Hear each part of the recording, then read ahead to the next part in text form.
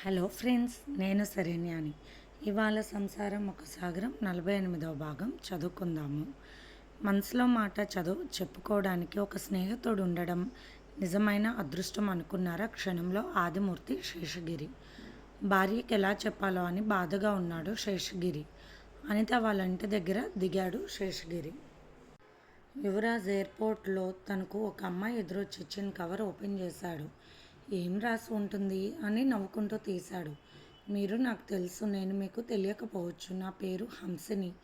మీరు అమెరికా వెళ్ళక ముందే నా గురించి మీకు చెప్పాలి అనుకున్నాను, కానీ నాకు ఇప్పుడే కుదిరిందని. మీరు సండే బీచ్ దగ్గర కలవాలి అని సారాంశం హంసిని. అసలు ఈ అమ్మాయి ఎవరు, నేనెవరో ఏమిటో అన్నీ తెలుసుకుని నన్ను ఇష్టపడుతున్నానని చెప్తుంది. నాకు అసలు ఆ అమ్మాయి ముఖం కూడా తెలియదు ఇంతవరకు. ఎటువంటివి అంగీకరించలేను. పెద్దలు చెప్పినట్లే వింటానని మనసులో అనుకుని హంస్ని ఇచ్చిన ఫోన్ నెంబర్కి ఫోన్ చేసి, నాకు మీ పట్ల ఏ ఉద్దేశం లేదు. మా ఇంట్లో కొన్ని పద్ధతులు ఉన్నాయి, వాటిని నేను అతిక్రమించలేను. పెద్దల మాట జవదాటనంటూ చెప్పి ఫోన్ పెట్టేశాడు యువరాజ్. ఇటువంటి విషయాలు ఈ మధ్యన చాలా జరుగుతున్నాయి. డేటింగ్ అంటూ పద్ధతి పాడు లేకుండా ఒకరికొకరు కలిసి జీవిస్తూ అప్పుడు ఇష్టం లేకపోతే వద్దని నిర్ణయించుకున్నారు. స్త్రీకి పురుషుడికి ఎవరికైనా ఇది కరెక్ట్ కాదు అన్నది నా అభిప్రాయం అనుకున్నాడు యువరాజ్. ఎవరో తెలియని అమ్మాయిని పెళ్లి చేసుకుని అమాయకురాలైన అమ్మను బాధ పెట్టను. ఒక తప్పు చేస్తే ఇల్లు మొత్తం బాధపడాలి అనుకున్నాడు యువరాజ్. డీలాగా కూర్చున్న తండ్రి వైపు చూసింది నాన్నగారు. ఏంటి అలా ఉన్నారు అంటూ అడిగింది అనిత. ఏం లేదమ్మా అన్నారు శేషగిరి బాధగా. అన్వేష్ ఆఫీస్కి వెళ్ళిపోయాక అందరూ టిఫిన్లు అయ్యాక తండ్రి కూర్చొని గార్డెన్లోకి వచ్చింది అనిత. నాన్నగారు ఏమిటి ఆలోచిస్తున్నారన్నది అనిత. ఏమి లేదురా, మీ అన్నయ్య ఆదిత్య ఒక అమ్మాయితో కలిసి ఉంటున్నాడు. అదేమిటో మీటింగో ఈటింగో అంటున్నాడు అన్నారు శేషగిరి కోపంగా. నిజంగా సాంప్రదాయాలను నిర్వర్యం చేసే డేటింగ్ అవునా అంటూ ఆశ్చర్యపోయింది అనిత. అవునమ్మా, అమ్మకు చూస్తే ఆరోగ్యం బాగోలేదు. మొదటి నుండి మీ అన్నయ్య డబ్బులు పంపించి అన్నప్పుడు కరెక్ట్గా కనుక్కొని అప్పుడు పంపండి అంటూ ఉండేది. ఏమిటో నా బిడ్డలు నాలాగా బాధపడకూడదు, వారు అడిగింది వారి చేతికి అందివ్వాలని అనుకునే పిచ్చి మనసుతో ఒక్కోసారి అమ్మకు చెప్పకుండా కూడా వాడికి డబ్బులు పంపించాను. ఈరోజు ఒక అమ్మాయిని తన రూమ్లో ఉంచుకొని అది ఏదో ఇంగ్లీష్లో చెప్తున్నాడు. పెళ్లి చేసుకోలేదు, కొన్నాళ్ళు ఉన్నాక నచ్చితే చేసుకుంటాడంట. అసలు ఏంటమ్మా పరువు తక్కువ పనులు అంటూ బాధపడ్డారు శేషగిరి. ఏంటి ఇలాంటి పని చేశాడు అన్నయ్య అని ఆలోచిస్తూ ఉన్నది అనిత. అన్వేష్ చాలా మంచివాడు, మంచి కుటుంబం. అనిత తను ప్రేమించిన విషయం తల్లిదండ్రులకి చెప్పి వారికి ఇష్టమైనప్పుడు చేసుకుంది. అటు సునీత చూస్తే తల్లిదండ్రుల మాట అస్సలు వినేలాగా లేదు. ఇటు అన్నయ్య పద్ధతి ఏమీ బాగోలేదు. ఏమిటి ఇలా జరుగుతుందని బాధపడింది అనిత. ఏం చెయ్యాలరా, మీ అమ్మకు నిజం చెప్పాలా వద్దా, నాకేమీ పాల్పోవడం లేదు అంటూ బాధపడ్డారు శేషగిరి. ఈ విషయం బాబాయ్కి చెప్తే మంచిది కదూ నాన్నగారు అన్నది అనిత. ఏం చెప్పాలో అనిత, మా తమ్ముడికి కోపం ఎక్కువ అన్న సంగతి నాకు తెలుసు. ఒకవేళ జగపతిని ఆదిత్య ఎదిరిస్తే మన ఇరు కుటుంబాలకు గొడవలు జరుగుతాయి. అది కూడా నాకు భయంగా ఉన్నది. అసలు వాడు మమ్మల్ని చూసి కూడా ఏమాత్రం భయపడలేదు. నీకు ఒకటి తెలుసా, ఒక ఫ్లాట్ లోన్లో తీసుకున్నాడు, కారు కొనుక్కున్నాడు, కావాల్సినవన్నీ సమకూర్చుకున్నాడు. ఎప్పటికప్పుడు మన దగ్గర డబ్బులు తీసుకుని వాడి డబ్బులు బ్యాంక్ ఖాతాలో వేసుకుంటున్నారు. ఏంటమ్మా ఈ మాయ అంటూ బాధపడ్డారు శేషగిరి. నాన్నగారు మీరేమన్నా అనండి, బాబాయ్కి తెలియాల్సిందే విషయం. ఒక్కోసారి అందరూ కూర్చుని మాట్లాడితే ఇటువంటి విషయాలకు సమాధానం దొరుకుతుందన్నది అనిత. శేషగిరికి జగపతికి ఫోన్ చేసి విషయం చెప్పాడు. బాధగా ఉందిరా అంటున్న అన్న మాటలకు బాధపడ్డాడు జగపతి. అన్నయ్య, మన తరుణ్ కూడా ఏమీ తక్కువ చేయలేదు. ఒక అమ్మాయిని నేరుగా ఇంటికి తీసుకొచ్చాడు. కాలం ఏమవుతుందో అర్థం కావడం లేదు. కల్చర్ మారిపోతుంది. చేసేదేముందన్నయ్య, వారిని మనం అదుపులో పెట్టినా వారు మన మాట వినరు. తద్వారా కుటుంబాలు విడిపోవాల్సిన పరిస్థితులు వస్తాయన్నాడు జగపతి బాధగా. ఇంత విచిత్రంగా ఉంది అనుకుని బాధపడ్డారు శేషగిరి. జగపతి ఎంతో కష్టపడి ఒక్కొక్క మెట్టు ఎక్కుతూ ఇంతటి వారు అయ్యారు. ఇప్పుడు బాధలు లేవనుకున్న సమయానికి పిల్లలతో సమస్యలు వస్తున్నాయి. పిల్లల కడుపున పడ్డ క్షణం నుండి తల్లిదండ్రులకు సుఖం ఉండదన్న మాట నిజమే.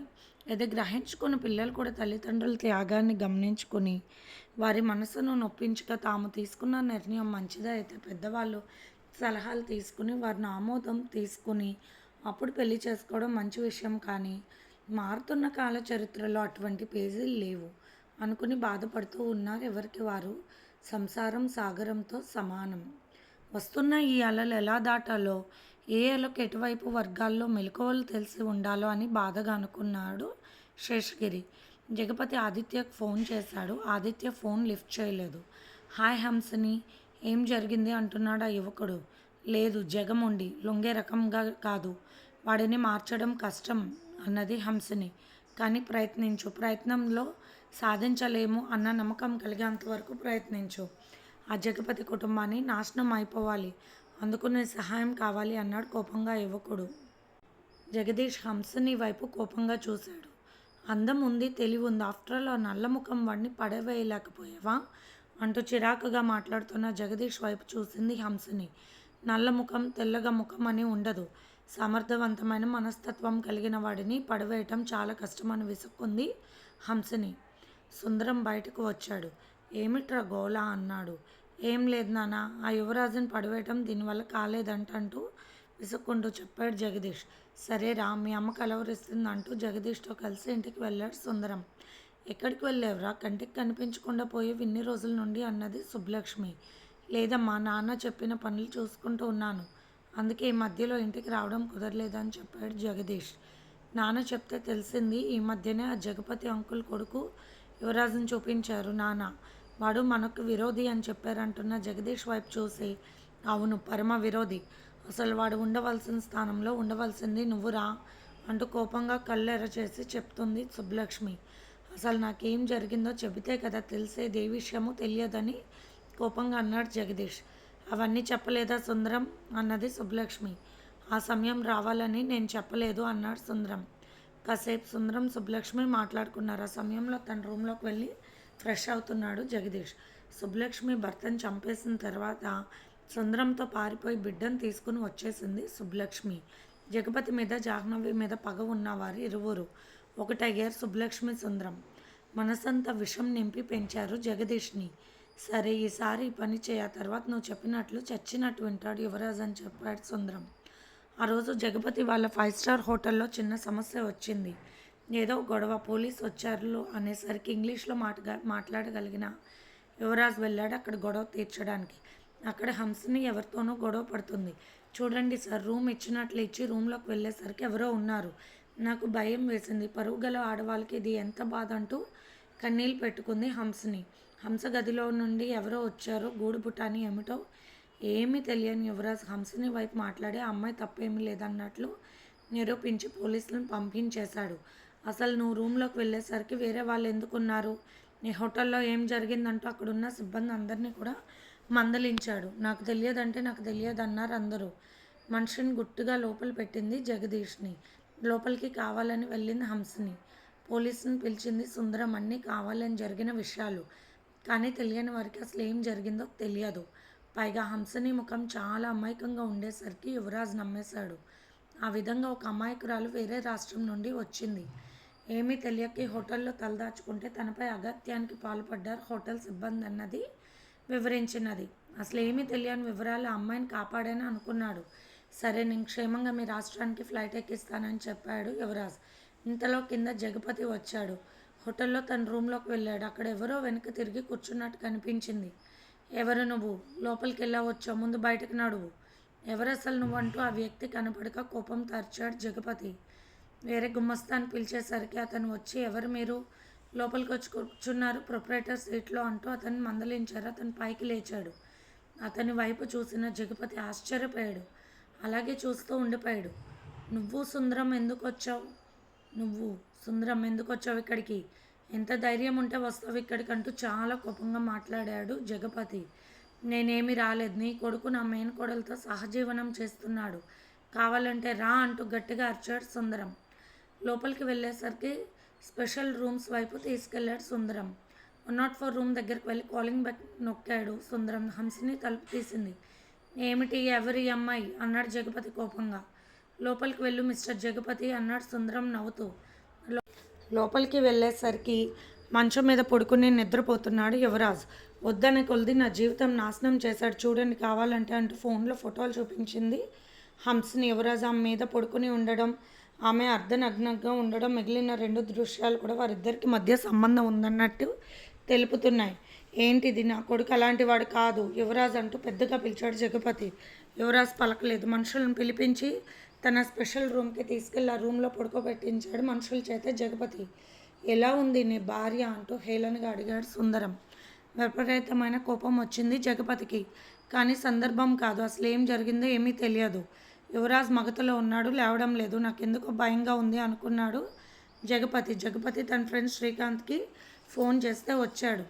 అనిత అన్వేషణ పంపి వాళ్ళ అమ్మను చెల్లెల్ని తన ఇంటికి తీసుకురమ్మని చెప్పింది. భూలక్ష్మి కూడా వాళ్ళతో బయలుదేరింది. భూలక్ష్మి రావటానికి కారణం సునీత. వద్దని ఎలా చెప్పగలడు అన్వేష్? అనిత అడిగిన ప్రశ్నకు అన్వేష్ చెప్పాడు అంతా మీ చెల్లి వల్లే అని. అసలు మతి ఉండదు సునీతకు. అదేం చేస్తుందో దానికి తెలియదు.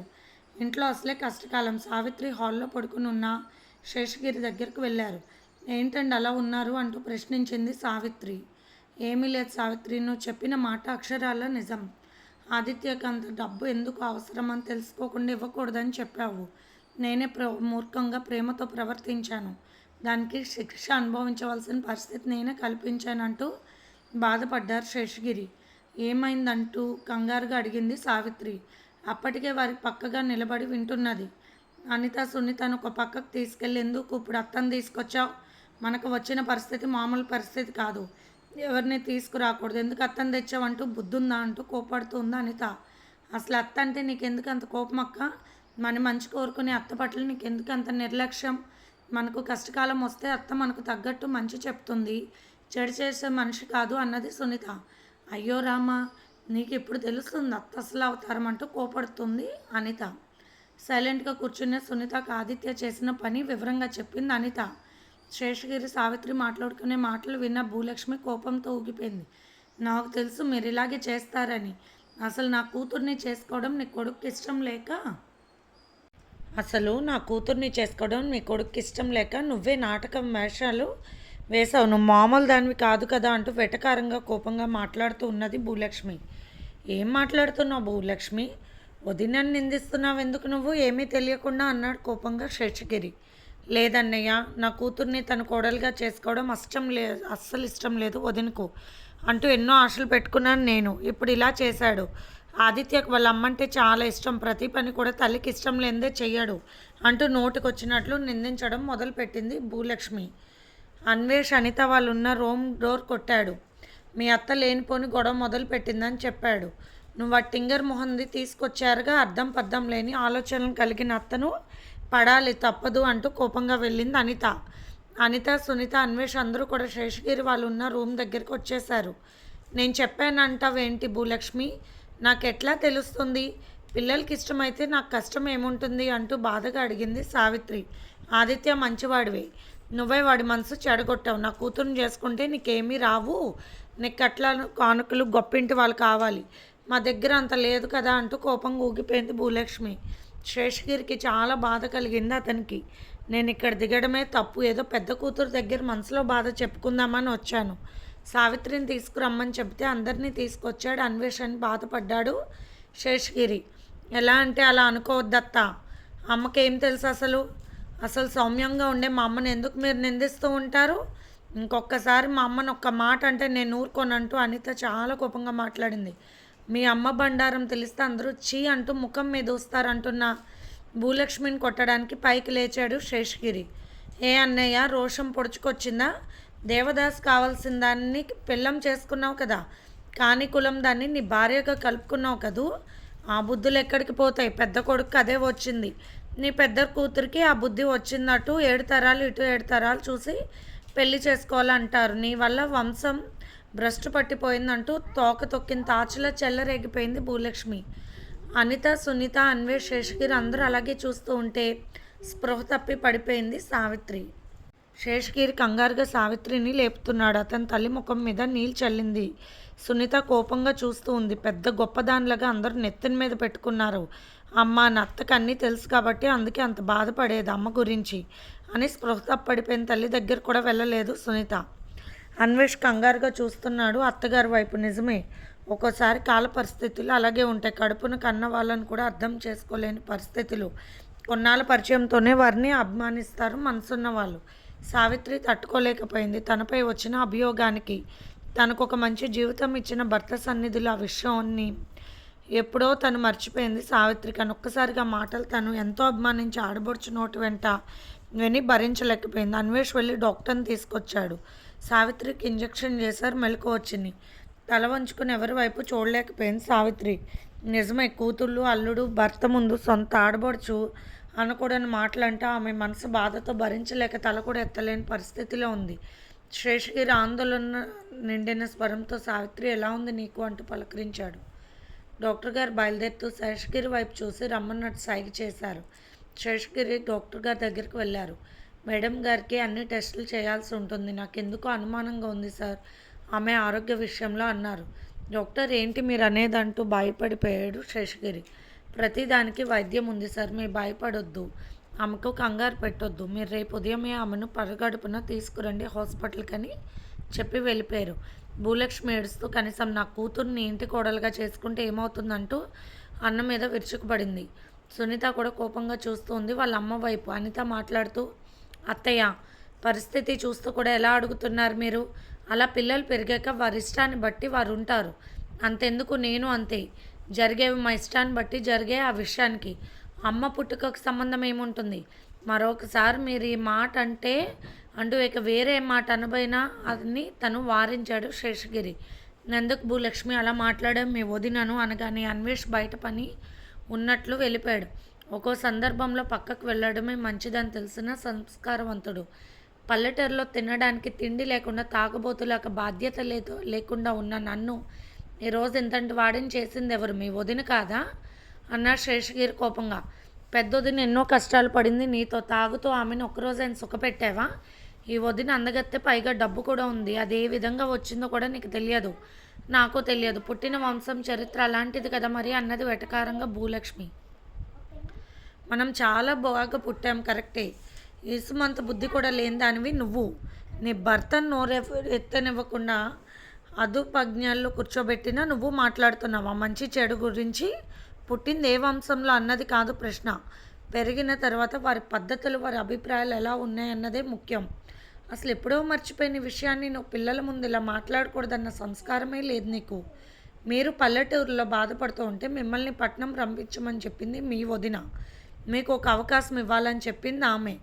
అన్నతమ్ముళ్ళుగా అది మీ బాధ్యత అని కూడా మాకు చెప్పింది. అందుకే నేను తమ్ముడు నీకు ఇంతలా సహాయం చేశాము. మీ ఆడబిడ్డలకు నువ్వు విలువిస్తావా? ఇంతటి అవకాశం కల్పిస్తావా? నువ్వైతే ఏనాడు ఏ మాటనని ఒక సంస్కారవంతులైన మీ వదినను పట్టుకుని అందరిలో ఇలా మాట్లాడడం నీకు పద్ధతి కాదు. మరెప్పుడు మాట్లాడవద్దు, ఇలా మాట్లాడే అవసరమే లేదు నీకు అని మొహమాటం లేకుండా చెప్పేశాడు శేషగిరి. మంచి మాట చెప్పారు, ఆ మాటే నేను చెప్దాం అనుకున్నాను అనుకుంది అనిత. ఎందుకు నాన్న అత్తయ్యని పట్టుకుని అలా మాట్లాడతారు? మీ మంచి కోసం ఆమె దేవుడిని ఎంతో ప్రార్థిస్తుంది అన్నది సునీత. అవును, రూపాయి ఖర్చు లేదు కదా, దేవునికి ఎన్ని మొక్కలైనా మొక్కవచ్చు, దేవుడు చెప్పాడు కదా జవాబు అంటూ వెటకారంగా నవ్వింది అనిత. ఎవరు ఏమీ మాట్లాడవద్దు, నా పట్ల అందరికీ ప్రేమాభిమానాలు ఉన్నాయనుకున్నాను, నా కూతురు కళ్ళల్లో నా మీద ప్రేమ కనిపించడం లేదంటూ సునీత వైపు చూసి బాధపడింది సావిత్రి. నేనెంతో ఇష్టపడిన నా ఆడబడుచు మనసులో నాకు ఒక గౌరవమైన స్థానం లేదు, ఆ విషయం తెలిసి నాకు చాలా బాధగా ఉంది అంటూ బాధపడింది సావిత్రి. ఆడబడుచుని ఎంత మాట అంటే అంత మాట మీరు అనకూడదండి, ఆడపిల్లలు అండగా ఉండాలి, అన్న తమ్ముళ్ళలాగా ఉండాలి తప్పనిసరిగా అన్నది భర్త వైపు చూస్తూ సావిత్రి. ప్రేమ పంచే వాళ్ళకే బాధలు, పళ్ళున్న చెట్టుకే రాళ్ళ దెబ్బలు. ప్రేమ పంచే వాళ్ళకే బాధలు, పళ్ళున్న చెట్టుకే రాళ్ళ దెబ్బలు అన్నట్టుగా ఉంది పరిస్థితి అంటూ బాధగా మాట్లాడాడు శేషగిరి. ఇది ఫ్రెండ్స్ వాళ్ళ ఎపిసోడ్. రేపు ఇంకొక ఎపిసోడ్తో మేము ముందుకు వస్తాను. మీకు నచ్చితే కనుక లైక్ చేసి షేర్ చేసి సబ్స్క్రైబ్ చేసుకోండి. అలాగే మన ఛానల్లో ప్రసారం అవుతున్న positive thoughts written by Shri Komanapalli Ganapathirao గారికి కూడా చదివి మీ అమూల్యమైన సమీక్షలు తెలియచేయండి. మీకు నచ్చితే కనుక లైక్ చేయండి. ఉంటాను.